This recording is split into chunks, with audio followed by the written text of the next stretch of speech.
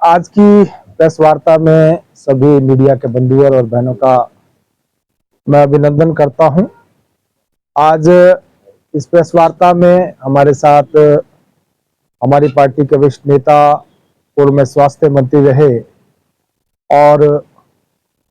प्रदेश के उपाध्यक्ष डॉक्टर राजीव सहजल जी, जिला के हमारे अध्यक्ष रतनपाल जी, हमारे पूर्व विधायक श्री परमजीत सिंह पम्मी जी, आदरणीय डॉक्टर राजेश कश्यप जी, आदरणीय शीला जी, आदरणीय हमारे प्रवक्ता पार्टी के भाई विवेक शर्मा जी, भाई तरसेम भारती जी और जिला के हमारे मीडिया प्रभारी भाई संजीव मोहन जी। जैसा कि केंद्र सरकार का तीसरी टर्म और मोदी सरकार 3.0 का जो पहला बजट प्रस्तुत किया गया है, उसको लेकर आज मैं आपके मध्य उपस्थित हुआ हूं। एक ऐसा बजट जो कि विकासोन्मुखी बजट है, जो इस देश को एक नई दिशा देने वाला बजट है और देश को विकसित राष्ट्र बनाने का जो संकल्प इस देश के यशस्वी प्रधानमंत्री जी ने लिया है, उस दिशा में आगे बढ़ने वाला बजट है। अभी जब अंतरिम बजट पेश हुआ था तो उसमें विशेष रूप से GYAN अर्थात इस देश के गरीब, इस देश के युवा, इस देश के अन्नदाता और इस देश की नारी शक्ति, उसको लेकर विशेष प्रावधान रखे गए थे। और जो अभी पूरक बजट प्रस्तुत हुआ है, उसमें केंद्रीय वित्त मंत्री जी ने जो विशेष फोकस रखा है, उसमें मुख्य जो बिंदु हैं, उसमें रोजगार, उसमें कौशल प्रशिक्षण, MSME और मध्यम वर्ग को लेकर विशेष रूप से चिंता की गई है। एक ऐसा बजट जिसके माध्यम से युवाओं को रोजगार उपलब्ध करवाने की बात की गई है, उनका कौशल विकास करने की बात की गई है और साथ ही साथ MSME को बढ़ावा देना, और इसको लेकर मुख्यतः इन बिंदुओं के ऊपर विशेष फोकस किया गया है। इसके साथ साथ जिस प्रकार से इस बार के बजट में कौशल विकास को लेकर विशेष फोकस किया गया है और ये लक्ष्य तय किया गया है कि अगले 5 वर्षों में 500 बड़ी कंपनियां जो CSR के माध्यम से युवाओं को कौशल विकास के लिए इंटर्नशिप भी देंगी, भत्ता देंगी 5,000 रुपया, साथ ही 6,000 रुपया एक मुश्त उनको देने का प्रावधान रखा गया है, ताकि युवाओं का कौशल का विकास हो सके और 5 साल में 1 करोड़ युवाओं को उनका कौशल का विकास करना एक बहुत बड़ा लक्ष्य निर्धारित किया गया है। युवा आने वाले समय में स्वावलंबी बने और स्वरोजगार के लिए ज्यादा से ज्यादा संभावनाएं उत्पन्न की जा सकें, उसके लिए कौशल विकास को लेकर एक बड़ी योजना इस बार के बजट में तैयार की गई है। इसके साथ साथ चाहे कृषि को बढ़ावा देने की बात है, प्राकृतिक कृषि को और ज्यादा किस प्रकार से लोग अपनाएं और ज्यादा से ज्यादा लोगों को उसका फायदा मिल सके, इस दिशा में भी कदम उठाए जा रहे हैं। ग्रामीण क्षेत्रों में विशेष रूप से जिस प्रकार से 3 करोड़ आवास बनाने का जो लक्ष्य रखा गया, जिसमें 2 करोड़ प्रधानमंत्री आवास योजना के घर ग्रामीण क्षेत्रों में बनेंगे और 1 करोड़ घर जो है शहरी क्षेत्रों में बनाने का लक्ष्य रखा गया है। साथ ही साथ प्रधानमंत्री जो सूर्य घर योजना है, उसके तहत 1 करोड़ घरों के ऊपर सोलर सिस्टम लगाकर 300 यूनिट फ्री बिजली देने की जो बात है, प्रदेश की सरकार ने तो केवल झूठी घोषणा की थी, लेकिन केंद्र सरकार ने इस बात को सुनिश्चित करने के लिए इस योजना को लाया है और उसमें काफी लोगों ने रजिस्ट्रेशन भी कर दिया गया और आगे भी रजिस्ट्रेशन की प्रक्रिया चल रही है और यह सुनिश्चित करने का लक्ष्य रखा गया है कि हम 1 करोड़ घरों के ऊपर इस प्रकार का सोलर सिस्टम लगाकर, ताकि हमारे जो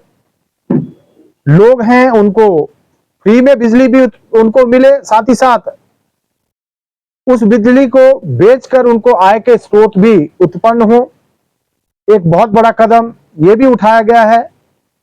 इंफ्रास्ट्रक्चर डेवलपमेंट के लिए भी 11,11,111 करोड़ रुपए का प्रावधान किया गया ताकि अधोसंरचना को विकसित किया जा सके। और इसके साथ साथ जिस प्रकार से अगर मैं आपको प्रमुख जो मद हैं उनके बारे में बताऊं तो रक्षा क्षेत्र में 4,54,773 करोड़ रुपए का प्रावधान इस बार के बजट में किया गया है। इसी प्रकार से ग्रामीण विकास के लिए 2,65,808 करोड़ रुपया, कृषि एवं संबंध कार्यकलाप के लिए 1,51,851 करोड़ रुपया, गृह के लिए 1,50,983 करोड़, शिक्षा क्षेत्र में 1,25,638 करोड़, सूचना प्रौद्योगिकी एवं दूरसंचार के लिए 1,16,342 करोड़ रुपया, स्वास्थ्य के लिए 89 करोड़ 287 लाख, ऊर्जा क्षेत्र में 68 करोड़ 68,789 करोड़, समाज कल्याण के लिए 56,501, वाणिज्य और उद्योग के लिए 47,559 करोड़ रुपए का प्रावधान किया गया है। तो निश्चित रूप से इस बार के बजट में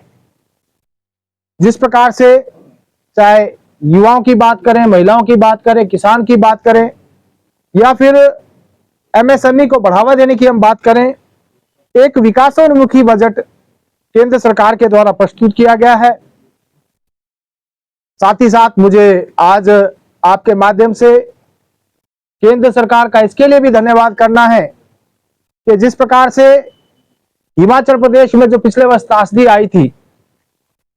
और उस त्रासदी में भारी नुकसान हिमाचल प्रदेश को हुआ था, 509 लोगों की जानें चली गई थी और विशेष रूप से उसमें शिमला पार्लियामेंट में बहुत ज्यादा नुकसान हुआ था, इसके साथ साथ मंडी पार्लियामेंट में भी हुआ था और हमीरपुर और कांगड़ा में भी नुकसान, कुल मिलाकर प्रदेश में भारी नुकसान हुआ था। केंद्र सरकार ने इस बार के बजट में हिमाचल प्रदेश को विशेष रूप से सहायता देने की घोषणा की है। मैं माननीय प्रधानमंत्री जी का और माननीय वित्त मंत्री जी का इसके लिए बहुत बहुत आभार प्रकट करना चाहूंगा। उन्होंने जिस प्रकार से पहले भी हिमाचल प्रदेश को त्रासदी के समय में 1,782 करोड़ रुपए की आर्थिक सहायता के साथ साथ 11,000 प्रधानमंत्री आवास योजना के घर भी दिए थे और प्रधानमंत्री ग्राम सड़क योजना फेज 3 में भी 2,746 करोड़ रुपया हिमाचल प्रदेश को दिया गया था। मुझे इस बात के लिए भी माननीय प्रधानमंत्री जी का, माननीय वित्त मंत्री जी का धन्यवाद करना चाहता हूं मैं कि जहां फेज 3 में हिमाचल प्रदेश को भरपूर सहायता दी गई थी, फेज 4 की घोषणा भी इस बजट में हुई है और आने वाले समय में प्रधानमंत्री ग्राम सड़क योजना जो फेज 4 है, निश्चित रूप से उसके तहत हिमाचल प्रदेश को भी भारी फायदा होगा। इस बार के बजट में भी हिमाचल प्रदेश को 10,351 करोड़ से अधिक का फायदा देने की घोषणा केंद्र सरकार के द्वारा की गई है। इसमें वो चाहे रोड इंफ्रास्ट्रक्चर की हम बात करें, चाहे रेलवेज की बात करें या फिर एयर कनेक्टिविटी की हम बात करें, इन सब को लेकर इस बार जो घोषणा हिमाचल प्रदेश के लिए की गई है, इस बात को रखूं तो जो पठानकोट से मंडी 4 लेन के लिए 1,067 करोड़ रुपया, मटोर से शिमला के लिए 10,512 करोड़ रुपया, 1,000 नहीं है 10,067 करोड़ रुपया ऊपर वाला भी पठानकोट मंडी के लिए, कीरतपुर मंडी कुल्लू मनाली के लिए 13,784 करोड़ रुपया, पिंजौर से बद्दी नालागढ़ के लिए 1,692 करोड़ रुपया, पुरवाणु सोलन कैथली घाट शिमला के लिए 7,632 करोड़ रुपया केंद्र सरकार के द्वारा स्वीकृत किया गया है। इसी प्रकार से रेलवे को लेकर 2698 करोड़ रुपया हिमाचल प्रदेश को दिया गया है। और अगर मैं अपने संसदीय क्षेत्र की बात करूं तो उसमें 300 करोड़ रुपया जो कि हमारा अभी पिंजौर से बद्दी रेलवे लाइन का जो काम चल रहा है उसके लिए स्वीकृत हुआ है। इसके साथ साथ हमारे जो 4 अमृत रेलवे स्टेशन बनने वाले हैं उसमें हमारा जो शिमला का रेलवे स्टेशन है उसका भी उन्नयन किया जाएगा। ये मेरे संसदीय क्षेत्र में होने वाला है। कुछ टनल्स का निर्माण भी हिमाचल प्रदेश में इस आने वाले समय में किया जाएगा, जिसमें कि पठानकोट मंडी में 5 टनल है, 2472 करोड़ रुपए उसके लिए है। मटोर शिमला में 3 टनल्स हैं, 1747 करोड़ रुपए उसके लिए है। कीरतपुर मंडी कुल्लू मनाली में 4 टनल्स हैं, 5632 करोड़ रुपए उसके लिए है। पुरवानू सोलन खेतलीघाट शिमला में 4 टनल, 1231 करोड़ रुपए इसके लिए रखा गया है। तो कुल मिलाकर इस बार के बजट में जहां सभी राज्यों का ध्यान रखा गया है और विशेष रूप से क्योंकि हिमाचल प्रदेश को विशेष रूप से सहायता करने की घोषणा की गई है, तो मैं समस्त जनता की ओर से, अपने पार्लियामेंट की ओर से भी, अपने पार्लियामेंट की जनता की ओर से भी और प्रदेश की जनता की ओर से भी माननीय प्रधानमंत्री जी का धन्यवाद करना चाहूंगा। पिछले कल भी जो अभी 2 दिन पहले त्रासदी आई थी उसको लेकर मैंने शून्यकाल में मुद्दा रखा था और उसमें भी मैंने केंद्र सरकार से आग्रह किया है। वैसे तो पिछली त्रासदी को लेकर वित्त मंत्री जी ने जो कहा है, इसके साथ साथ जो अभी पहली बारिश हुई, मैं कह सकता हूं कि हिमाचल प्रदेश में बड़ी बारिश पहली हुई और उसमें भी भारी नुकसान हुआ है। प्रदेश को विशेष रूप से शिमला जिला का जो रामपुर का इलाका है जहां समेज खड्ड में भारी बारिश के कारण गांव तबाह हो गया। 36 लोग उस परिवार के लापता, एक ही परिवार के वो उस गांव के लापता हो गए, जिसमें एक परिवार के भी करीब 15 लोग लापता हो गए और बहुत भारी नुकसान कुल्लू, मंडी और रामपुर में हुआ। तो उसको लेकर भी मैंने कल बात रखी और मैंने केंद्रीय नेतृत्व से आग्रह भी किया है कि हिमाचल प्रदेश को यथासंभव ज्यादा से ज्यादा सहायता की जा सके। साथ ही मैं ये भी आपको बताना चाहूंगा, क्योंकि आज आपके मध्य मुझे आने का अवसर मिला और हमारा पार्लियामेंट का सत्र भी चला हुआ है, ऐसे समय में मैंने अपने संसदीय क्षेत्र के लिए, जो विशेष रूप से पहाड़ी क्षेत्रों के लिए जो आपदा इस प्रकार की जैसे हिमाचल प्रदेश में या उत्तराखंड में आ रही है, उसके लिए सभी पहाड़ी क्षेत्रों के लिए एक अलग से प्रावधान करने की भी बात रखी है। क्योंकि पिछले कुछ समय से ऐसा देखने में आया है कि लगातार पहाड़ी क्षेत्रों में, विशेष रूप से उत्तराखंड और हिमाचल प्रदेश में त्रासदी बार बार आ रही है और जान माल का भारी नुकसान हो रहा है। तो समय से पूर्व ही इस प्रकार की कोई जानकारी लोगों को दी जा सके ताकि जान माल का नुकसान ना हो और भारी क्षति जो प्रदेश को होती है उससे भी बचा जा सके। उसको लेकर भी मैंने पार्लियामेंट में भी इस बात को रखा था और मैं आपके माध्यम से ये आग्रह भी करना चाहूंगा और मेरा प्रदेश सरकार से भी आग्रह रहेगा। वैसे मुझे इस बात का बड़ा खेद है कि जहां नीति आयोग की बैठक हुई और उसमें हिमाचल प्रदेश के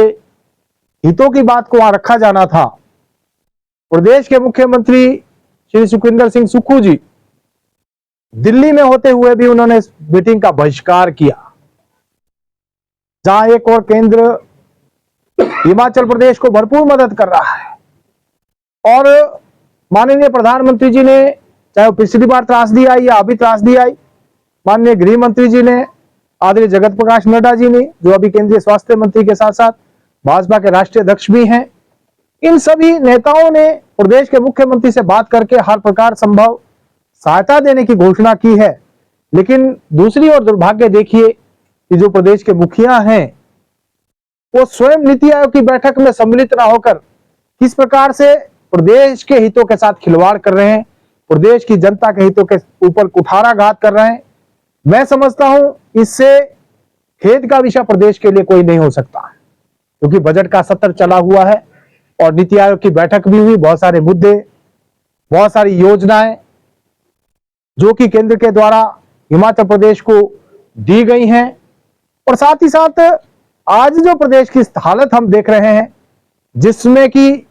प्रदेश में आज विकास नाम की कोई चीज नहीं है। 2 वर्ष का कार्यकाल पूर्ण होने को है,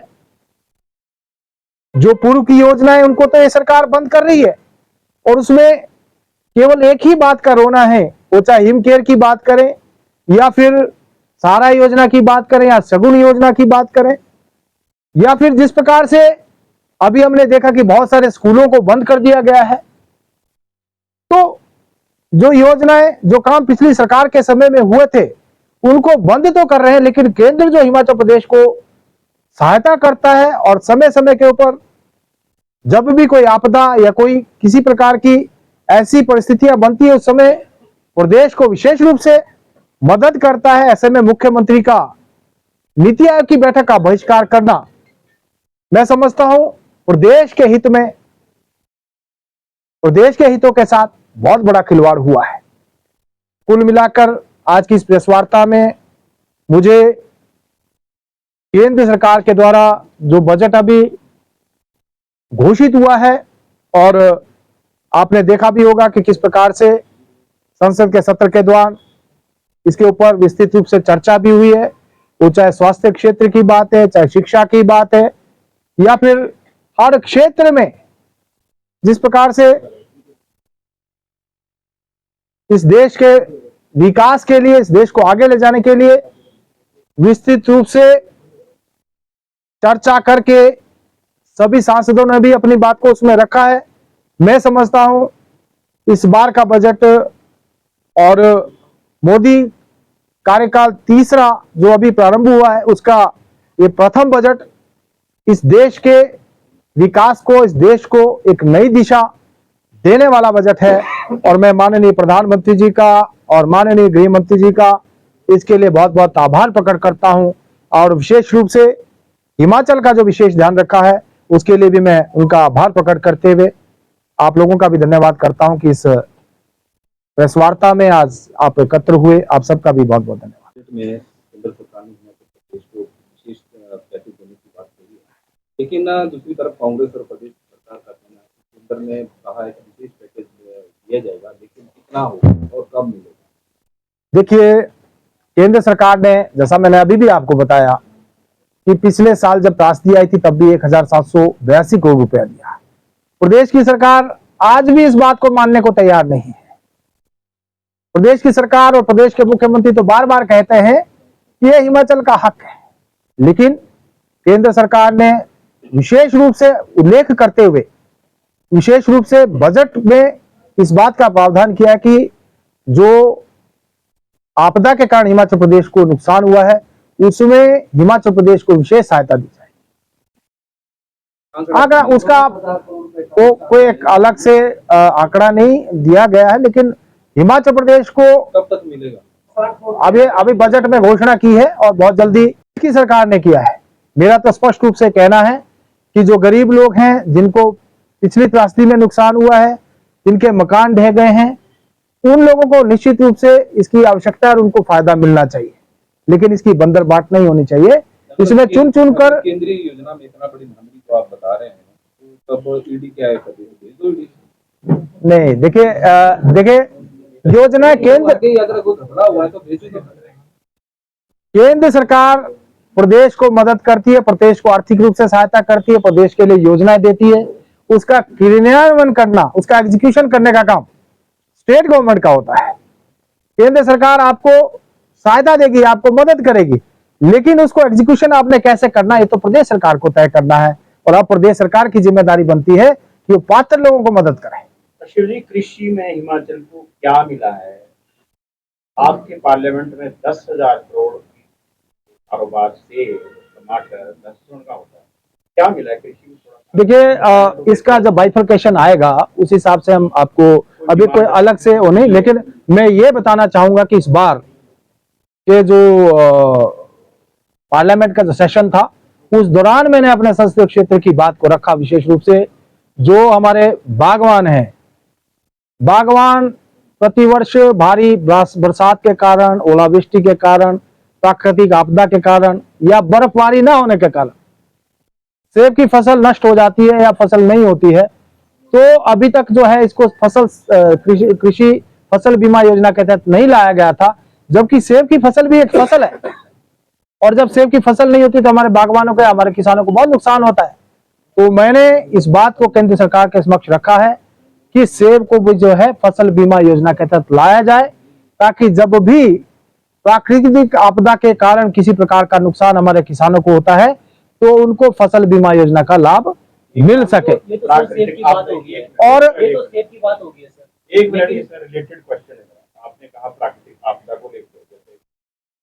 बाढ़ हो जाता है आजकल, जैसे हाँ बादल फटा, आपने कहा कि जो आईएमडी में मौसम विज्ञान केंद्र शिमला में ऐसे कौन से उपकरण लगेंगे जिससे सूचनाएं लोगों किसानों को मिल जाएगी आज बादल फट रहा है। आईएमडी चंडीगढ़ है, इसको कर रहा है। अभी तो हम उधार ले रहे हैं, चंडीगढ़ से ले रहे हैं, हैदराबाद से ले रहे हैं, दिल्ली से ले रहे हैं। तो इसको लेके निश्चित रूप से मैंने इस बात को रखा है ताकि मौसम विज्ञान केंद्र में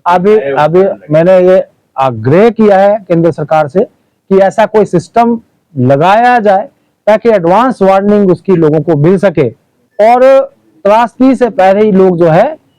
उस जगह को खाली कर दे। दूसरी बात मैंने ये भी रखी है कि नदी नालों के किनारे जितने भी हमारे बिल्डिंग्स बनी हैं उसका भी एक सर्वे किया जाए और ये देखा जाए कि किन क्षेत्र में, जैसा हमने कुल्लू में देखा कि किस प्रकार से बड़े बड़े भवन, 6-6, 7-7 मंजिले भवन, होटल जो है वो ध्वस्त हो गए। तो ऐसा नुकसान आने वाले समय में ना हो, क्योंकि इस प्रकार की घटनाएं जो निरंतर बढ़ती जा रही हैं बादल फटने की, जो कि हमने कभी पढ़ा नहीं था। बादल हम पढ़ते थे तो कभी हमने इस बारे में नहीं पढ़ा था कि इस प्रकार की कोई घटना, बादल भी फटने की, क्लाउड बर्स्ट की भी कोई घटना होती है, लेकिन अब तो निरंतर हो रही है। अभी 31 तारीख की रात्रि में 3 स्थानों के ऊपर बादल फटा, हिमाचल प्रदेश में रामपुर में फटा, कुल्लू में फटा और आनी में फटा। तो कितना नुकसान हो गया। हमारे 54 जो जानकारी थी 54 लोग उसमें जो है लापता हो गए। जी जी जी, उसके लिए मैंने आग्रह किया। जी, मैंने इस बात को रखा है और विशेष रूप से आग्रह किया था। आपने अगर मेरी बजट स्पीच को देखा होगा तो हमने पहाड़ी राज्य जो 11 स्टेट्स हैं उन 11 स्टेटों की बात की है कि 11 के 11 स्टेटों में इस बात को देखा जाए और विभिन्न मंत्रालयों में भी कोई ऐसा विभाग बनाया जाए जो कि इन पहाड़ी क्षेत्रों का विशेष रूप से ध्यान रखे। सर, हिमाचल प्रदेश के लिए स्वास्थ्य के लिए बजट रखा गया है। देखिए अलग से कोई बजट का कोई अलग अभी बाइफरकेशन नहीं हुआ। अगर आपकी संसदीय क्षेत्र की बात करें तो एक बहुउद्देशीय हॉस्पिटल बन रहा है जिसमें करोड़ों रुपया जो है ठेकेदार का पेंडिंग पड़ा है और काम जो है खड़ा हुआ है। कौन सा? ये जो आपने नाहन मेडिकल कॉलेज की बात, सोलन में। तो इसको मैं अभी भी मुझे एक पत्र मिला है इस विषय को लेकर और मैं कल ही केंद्रीय स्वास्थ्य मंत्री जी से मिलूंगा ताकि इसको लेकर भी, और नाहन का जो मेडिकल कॉलेज है उसके लिए भी मैंने केंद्र सरकार के समक्ष बात को रखा है, क्योंकि उसका कार्य भी बंद पड़ा है, जबकि वहाँ मेडिकल क्लासेज चली हुई हैं। एक बैच तो आउट भी हो गया, लेकिन अभी तक 2017 में उसकी कॉलेज स्वीकृति हुआ, 2019 से उसका काम शुरू हो गया था, लेकिन आधा काम भी अभी तक नहीं हुआ है और जो है काम बंद पड़ा हुआ है, लेकिन उसके ऊपर कोई कार्रवाई नहीं हुई है। तो मैंने इस बात को भी केंद्र स्वास्थ्य मंत्री के समक्ष रखा है। साथ ही एक बात मैं और कहना चाहूंगा, जो इस बार हमारा जो पिंजौर से नालागढ़ 4 लेन का काम है उसको भी सितंबर 2024 में समाप्त होना है। 2019 में जिसको शुरू किया गया था, लेकिन वो काम भी कछुए की रफ्तार से चल रहा है। तो उस बात को भी मैंने केंद्र सरकार के समक्ष रखा है। मैं आप लोगों को भी, मैंने वैसे उसके क्लिप्स तो हमने डाल दी थी सोशल मीडिया भी और मीडिया को भी दिया था, और आने वाले समय में भी आपको उनकी क्लिप्स भी मुहैया करा दूंगा। इस विषय को भी मैं प्राथमिकता के साथ मैंने रखा है और इसके अलावा भी हमारा प्रयास रहेगा आने वाले समय मेरे संसदीय क्षेत्र के जितने भी विकास के मुद्दे हैं या इस प्रकार की जो भी समस्या है, जैसे आपने अभी सोलन का मुद्दा ध्यान में लाया, निश्चित रूप से आज भी केंद्र सरकार के ध्यान में उसको हम लाएंगे ताकि जितनी भी केंद्र प्रायोजित योजनाएं हमारे मेरे संसदीय क्षेत्र में चली हैं या मेरे प्रदेश में भी चली हैं, उन सारी योजनाओं को किस प्रकार से हम गति दे सके उसके लिए हम काम करें। आगे क्या हो सकता है प्रदेश में? प्रदेश में इतनी बड़ी त्रासदी आई, आपने उसे सुना है, लेकिन आपके कुछ नेता ऐसे हैं जो मौसम साफ होने का इंतजार कर रहे हैं, साफ हो तब वो कहेंगे, लेकिन नहीं, देखिए मैं आपको स्पष्ट रूप से कहना चाहूंगा, प्रदेश भाजपा का नेतृत्व लगातार पूरी स्थिति की जानकारी जायजा भी ले रहा है। डॉक्टर राजीव बिंदल जी जो प्रदेश भाजपा के अध्यक्ष हैं, पूरी टीम के साथ कल रामपुर में थे। हमारे पूर्व विधायक और पूर्व मंत्री कुल्लू वाले अपने गोविंद ठाकुर जी, सुरेंद्र शौरी जी, हमारे आनी के विधायक लोकेंद्र जी जो रामपुर से जिन्होंने हमारा चुनाव लड़ा, ऐसे कौल सिंह नेगी जी, और जितने भी द्रंग के हमारे विधायक। आपके सांसद कह रहे हैं कि हम कब मैं आऊंगी, नहीं, चले ये विषय मेरे ध्यान में नहीं, लेकिन मैं आपको ये बताना चाहूंगा कि हमारा नेतृत्व, पूरा नेतृत्व, जयराम ठाकुर जी कल प्रधानमंत्री जी से मिले हैं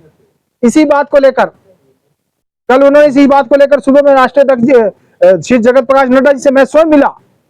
और अगले कल या परसों में कल मैंने 0 आवर में मुद्दा रखा है, मंडे या ट्यूसडे में मैंने केंद्रीय गृह मंत्री जी से मिलने का समय मांगा है।